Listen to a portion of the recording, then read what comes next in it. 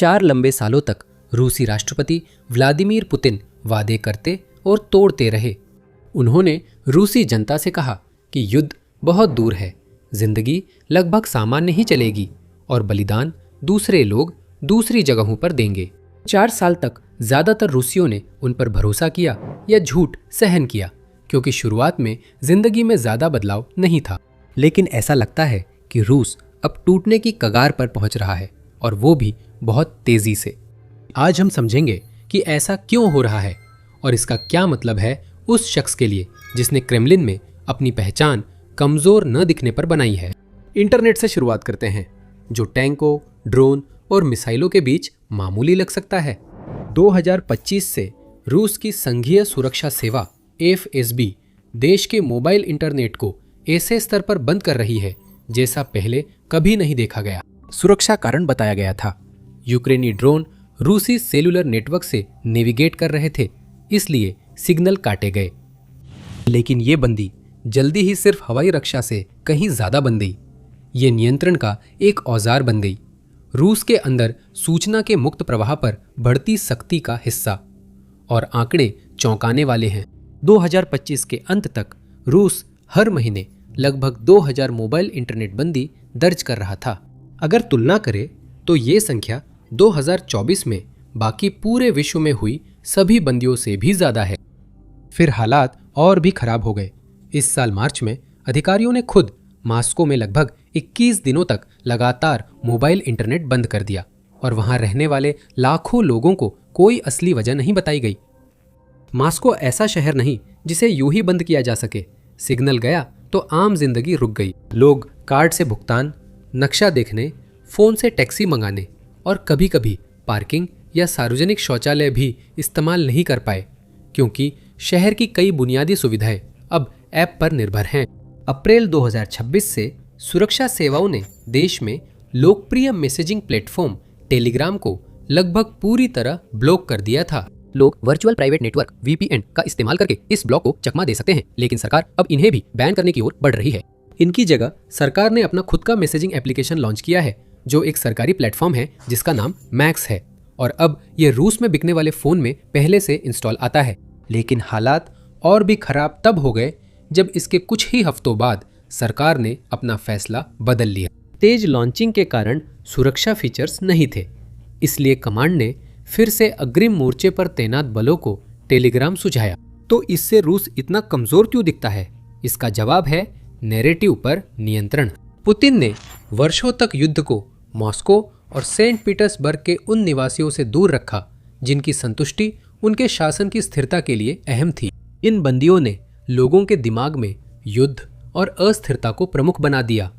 अब युद्ध शाम की खबरों में दूर की गूंज नहीं था। छोटे व्यवसाय आउटेज के कारण ऑनलाइन स्टोर नहीं चला पा रहे थे और पैसे खो रहे थे। 4 साल बीत चुके थे और युद्ध अब घर तक आ गया था, और इसने उन लाखों लोगों की रोजमर्रा की जिंदगी को सीधे तौर पर प्रभावित किया था, जिनसे कभी इसके बारे में ज्यादा सोचने के लिए नहीं कहा गया था। लोगों ने बोलना शुरू किया। आलोचना तेज, सार्वजनिक और उस देश के लिए असामान्य रूप से सीधी रही जहां बोलना जोखिम भरा है। रैपर पटाका ने दर्शकों से कहा कि देश फिर पाषाण युग की ओर जा रहा है, और पूछा, क्या ऐसी नीतियां बनाने वालों ने अपना दिमाग खो दिया है? सेवानिवृत्त KGB अधिकारी आंद्रेई बेजरुको, जो किसी उदारवादी असंतुष्ट की छवि से कोसों दूर है, ने भी सार्वजनिक रूप से नाराजगी जताई और चेतावनी दी कि सरकार अब अपने लोगों के खिलाफ काम कर रही है और उनकी जिंदगी बदतर बना रही है।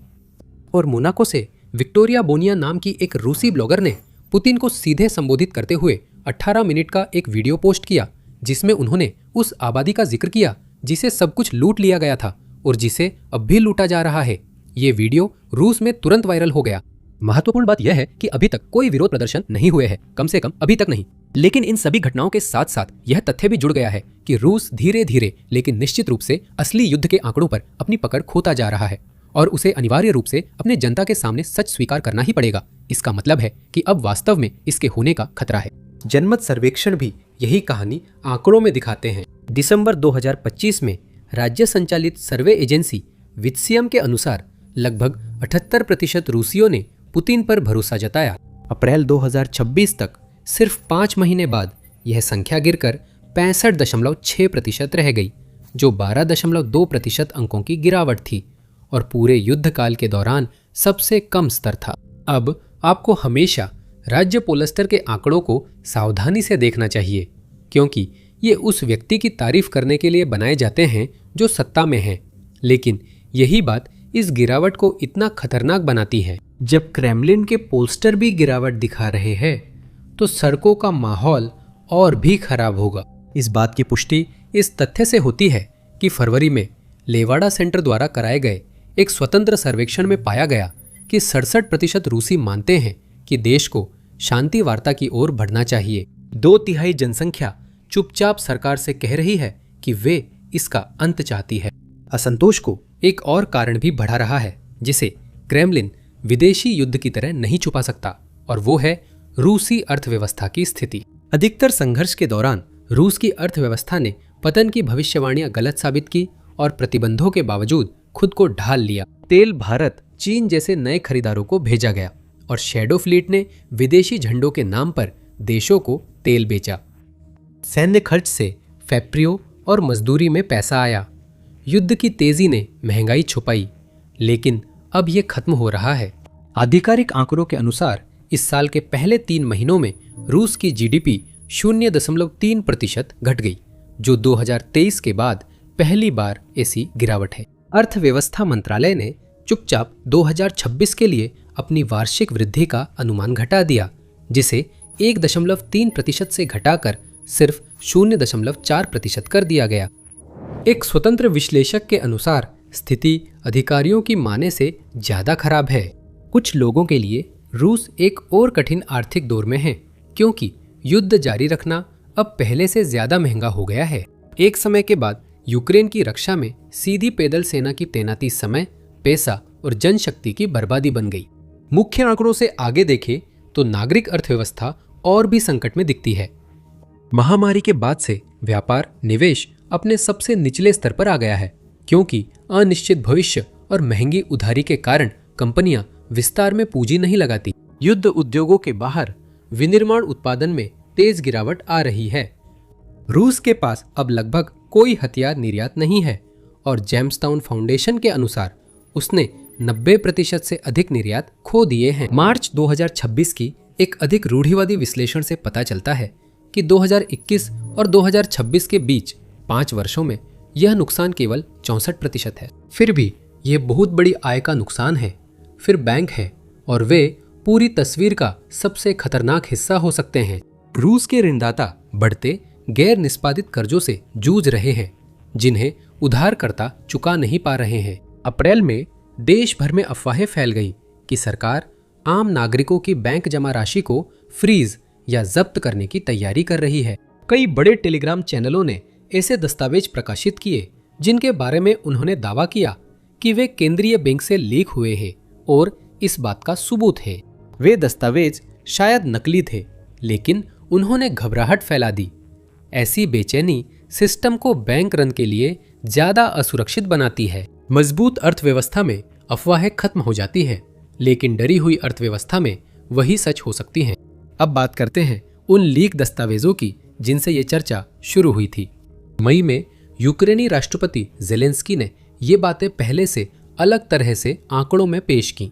टेलीग्राम पर एक बयान में उन्होंने दावा किया कि यूक्रेन की विदेशी खुफिया सेवा ने रूस के आंतरिक दस्तावेज हासिल किए हैं, जो देश के युद्धकालीन नुकसानों का एक ईमानदार आंतरिक मूल्यांकन है, जिसे मॉस्को दुनिया और अपने ही नागरिकों से छुपाने की कोशिश कर रहा था। ये साफ करना जरूरी है कि ये दस्तावेज क्या है और क्या नहीं। ये दावे यूक्रेनी राष्ट्रपति ने अपनी खुफिया सेवा का हवाला देते हुए किए हैं, लेकिन दस्तावेज सार्वजनिक नहीं हुए हैं।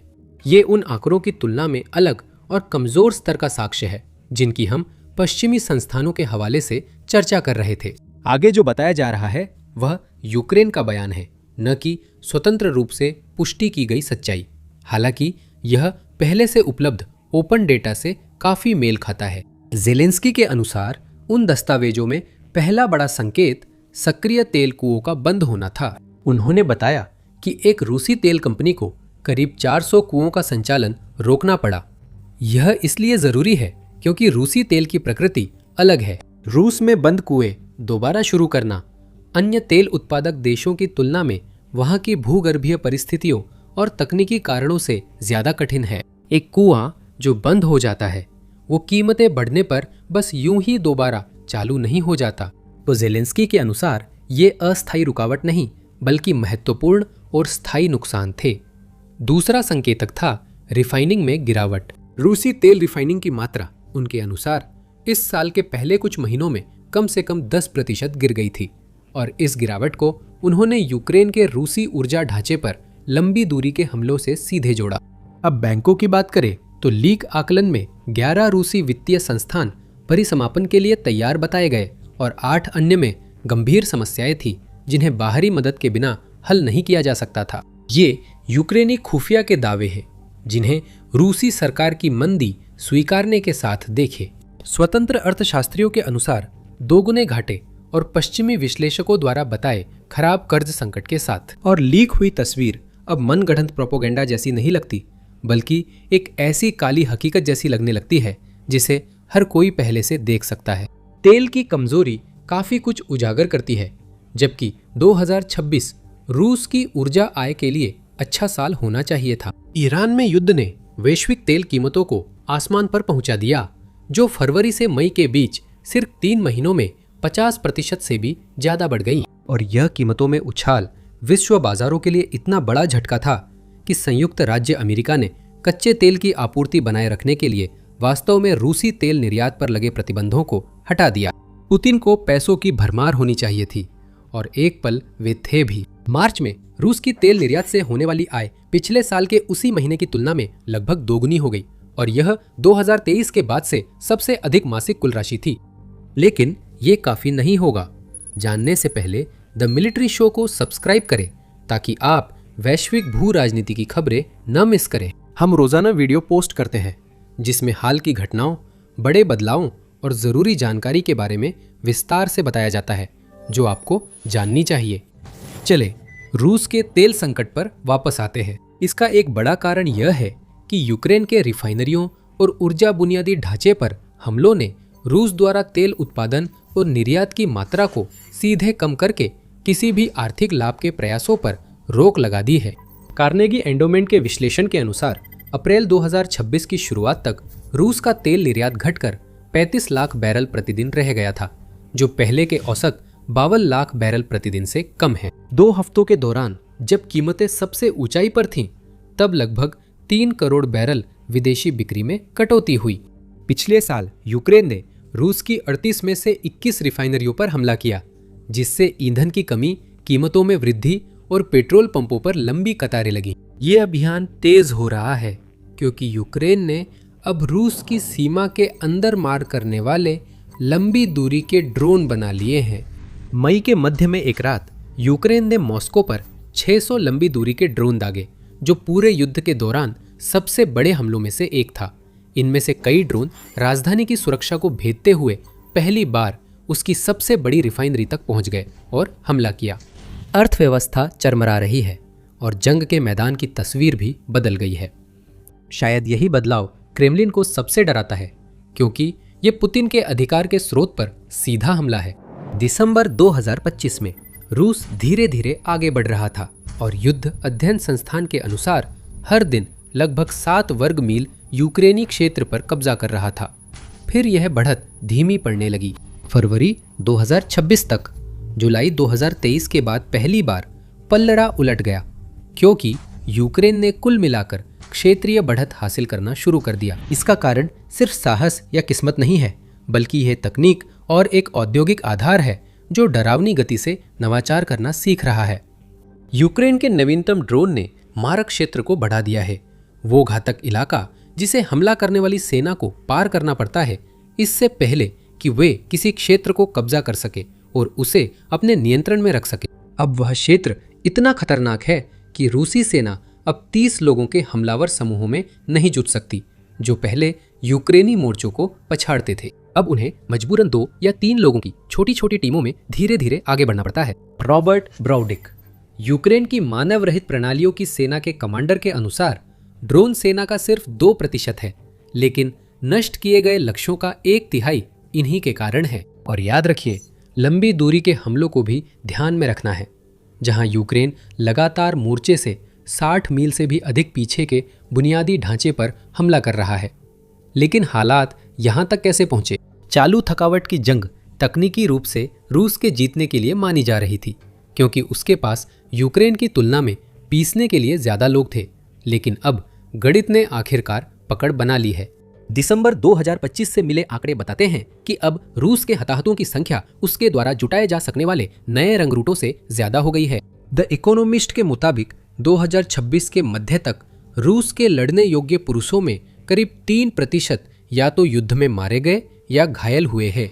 पुतिन ने पहले अपने सैनिकों को खरीदकर पूरी तरह से लामबंदी के राजनीतिक संकट से बचाव किया था। सरकार ने गरीब इलाकों के पुरुषों को इतना बड़ा साइनिंग बोनस और वेतन दिया कि ठुकराना मुश्किल था, जो रूस की औसत सैलरी से भी ज्यादा था। अब वो स्रोत खत्म हो रहा है। रूस को नए सैनिक कहीं और से लाने पड़ रहे हैं। क्या आपको वे 11,000 उत्तर कोरियाई सैनिक याद हैं जिन्हें रूस भेजा गया था और जिनका जिक्र 2024 के अंत में हुआ था? वो तो बस शुरुआत थी, क्योंकि रूस ने अफ्रीकी देशों से, जिनमें जिम्बाब्वे और केन्या शामिल हैं, 700 नए सैनिक जुटा लिए। लेकिन आखिरकार रूस को जितनी जनशक्ति की जरूरत है, उसकी तुलना में ये संख्या तो समंदर में एक बूंद के बराबर है। अब क्रेमलिन गुप्त तरीकों का सहारा ले रहा है। अक्टूबर 2025 में पुतिन ने कानून संशोधित किया, जिससे उस दावे के बावजूद कि यह युद्ध नहीं बल्कि विशेष सैन्य अभियान है, रिजर्व सैनिकों को भी बुलाया जा सके। और सरकार ने अपनी ही कंपनियों को भर्ती एजेंट के रूप में काम पर लगा दिया है। उन्हें सैनिकों की एक निश्चित संख्या भर्ती करने का लक्ष्य सौंपा गया है। जनवरी 2026 में सरकार ने अपनी अनिवार्य सैन्य भर्ती को साल भर चलने वाला बना दिया, यानी पुरुषों को कभी भी सेवा के लिए बुलाया जा सकता है और इस दौरान बोनस लगातार बढ़ते जा रहे हैं। इनमें से हर एक विकल्प डूबती अर्थव्यवस्था में और अधिक दर्द जोड़ता है, क्योंकि हर वह आदमी जिसे मोर्चे पर भेजा जाता है वह एक मजदूर है, जिसे पहले से ही बुरी तरह से श्रमिकों की कमी वाले श्रम बाजार से बाहर निकाला जाता है। अगर आप देखना चाहते हैं कि सब कितना बदल गया है, तो 2026 की विजय दिवस परेड में रेड स्क्वायर देखें। पुतिन के लिए वह परेड एक पवित्र राजनीतिक नाटक है। ये परेड डर पैदा करने, रूस को एक महान सैन्य शक्ति के रूप में दिखाने और मौजूदा युद्ध को सोवियत संघ की नाजी जर्मनी पर जीत की महिमा में लपेटने के लिए बनाई जाती है। इस साल वो सब कुछ फीका सा था। भारी उपकरणों की कमी और लगातार इस डर में कि यूक्रेनी खुद इस कार्यक्रम पर हमला कर सकते हैं, सड़कों पर जो भी उपकरण वास्तव में परेड में दिखाए जाने थे, उन्हें सिर्फ टेलीविजन स्क्रीन पर दिखाया गया। विदेशी नेता मौजूद नहीं थे। इनमें चीन के शी जिनपिंग भी थे। सबसे शर्मनाक यह था कि परेड तभी हो सकी जब अमेरिका ने 3 दिन के युद्ध विराम की मध्यस्थता की और ज़ेलेंस्की ने मजाक में आयोजन की अनुमति दी। पुतिन की जंग में नाकामियों की अब अप्रत्याशित दिशा से आलोचना हो रही है। रूस में युद्ध समर्थक कट्टरपंथी जो और सख्ती से लड़ना चाहते थे, अब उनकी आलोचना कर रहे हैं। अब्बास गालियामोव, जो पहले पुतिन के लिए भाषण लिखते थे और अब विदेश में विपक्षी नेता हैं, ने वॉल स्ट्रीट जर्नल को बताया कि निर्णायक मोड़ जनवरी में तब आया जब यूक्रेन युद्ध की अवधि सोवियत संघ के नाजी जर्मनी के खिलाफ युद्ध से लंबी हो गई। जब वे लोग भी जो और ज्यादा युद्ध चाहते हैं आपकी क्षमता का मजाक उड़ाने लगे, तो आप एक खतरनाक स्थिति में हैं और ऐसा लगता है कि पुतिन भी इसे महसूस कर रहे हैं। अब क्रेमलिन प्रचार में व्यस्त है, जिसमें पुतिन आम कपड़ों में बाहर अलग अलग लोगों से मिलते दिखते हैं और उनके आसपास सैनिक नहीं बल्कि आम लोग होते हैं। पूरा यह तमाशा एक दिखावा है, जिसका मकसद इस बात से इनकार करना है कि पुतिन बंकरों में छुपे हुए हैं, जब उनकी खुद को महत्वपूर्ण दिखाने वाली भाषणों की तस्वीरें नहीं ली जाती। अब ये सब कुछ इस सवाल में घुलता जा रहा है कि युद्ध कैसे और क्या खत्म होगा। अमेरिका के नेतृत्व में वार्ताएं जो पिछले साल होनी थी, राष्ट्रपति डोनाल्ड ट्रंप के पद संभालने के बाद रुक गई। कई महीनों की धीमी प्रगति के बाद अमेरिका ने वार्ता से खुद को अलग कर लिया, जिससे यूक्रेन, यूरोप और रूस अलग हो गए। 2026 की शुरुआत में ट्रंप ईरान युद्ध में उलझे थे और यूक्रेन की फंडिंग रोकने से अमेरिका ने कीव पर अपनी पकड़ खो दी थी। बिना सबसे बड़ी सैन्य शक्ति के समर्थन के भी यूक्रेन फल फूल रहा है। यूरोप के बाकी देशों ने कमी को पूरा किया और अधिक उपकरण और सहायता भेजना शुरू कर दिया और युद्ध के भविष्य पर चर्चा करने के लिए कोएलिशन ऑफ द विलिंग बनाई, जिसमें संभवतः अपने सैनिकों के साथ सीधे हस्तक्षेप करने तक की बात शामिल थी। पुतिन ने भी इशारा किया कि विजय परेड के बाद युद्ध शायद खत्म हो सकता है। उन्होंने दोहराया कि वे पीड़ित हैं और कहा कि जब यूक्रेन शांति के लिए तैयार होगा तभी वे जेलेंस्की से मिलेंगे। पिछली घोषणाओं के आधार पर यह उसी के अनुरूप है कि रूस बिना किसी गारंटी के यूक्रेन से जितना संभव हो सके उतना हासिल करने की कोशिश कर रहा है। हमने जो कुछ भी चर्चा की है उस पर एक और भी गहरी संभावना मंडरा रही है। इंटरनेट बंदी, दमन, एफएसबी का बढ़ता प्रभाव, ये सब एक ऐसे शासन की ओर इशारा करते हैं जो अपनी थकी हुई आबादी से जबरदस्ती और भी ज्यादा निकालने की तैयारी कर रहा है। रूस युद्ध के दौरान जरूरी सख्त कदमों का विरोध करने वाली किसी भी आवाज को दबा सकता है, जो डरावनी मिसाल है। जनवरी में रूस के सहयोगी ईरान ने देश भर में इंटरनेट बंद कर दिया और इसका इस्तेमाल एक नरसंहार छिपाने में किया, जिसमें कथित तौर पर 30,000 से ज्यादा आम नागरिक मारे गए। इसलिए असली सवाल सिर्फ इतना है कि पुतिन सत्ता में बने रहने के लिए कितनी दूर तक जाने को तैयार है। शायद ये भी काफी नहीं होगा। क्रेमलिन पुतिन के बारे में क्या सोचता है जानने के लिए ये वीडियो देखें। वैश्विक भू राजनीति की खबरों के लिए द मिलिट्री शो को सब्सक्राइब करें।